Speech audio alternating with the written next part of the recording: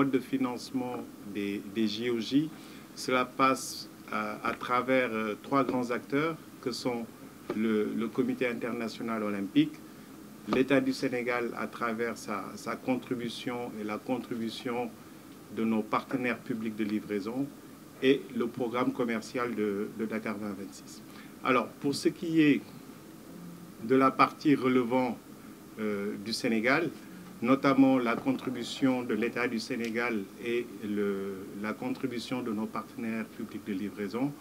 La contribution de l'État du Sénégal est supposée se faire sur 3 années, 2024, 2025 et 2026.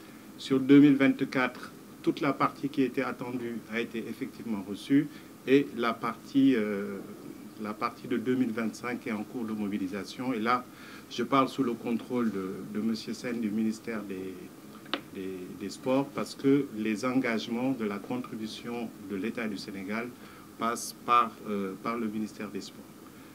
Jusqu'à présent, on n'a pas d'inquiétude particulière sur la mobilisation des budgets et nos organes de gouvernance, notamment le comité directeur du COJOJ s'est réuni la semaine dernière, le 30 juin exactement, pour faire un peu la situation de la mobilisation des ressources du COJOJ, mais également l'état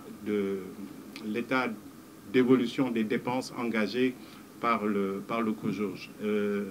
Tout ceci sous la supervision des commissaires aux comptes du COJOJ et de l'agence fiduciaire qui aide le COJOJ dans la mise en œuvre de ces dépenses. Et les conclusions qu'on en a tirées, c'est que les choses se passent globalement bien et nous n'anticipons vraiment pas de grosses difficultés pour ce qui est de la mobilisation des ressources, notamment celles venant de la partie gouvernementale.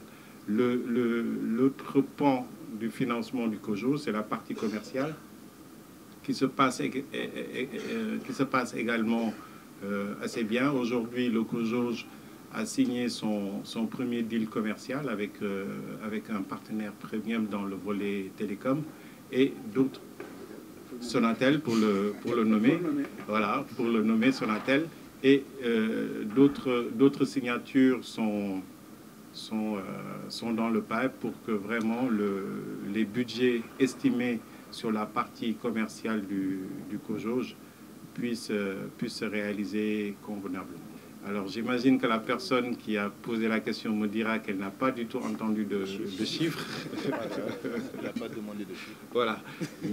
Mais aujourd'hui, ce qu'on peut dire, c'est que la mobilisation du budget se passe bien et l'exécution du budget également est sous contrôle.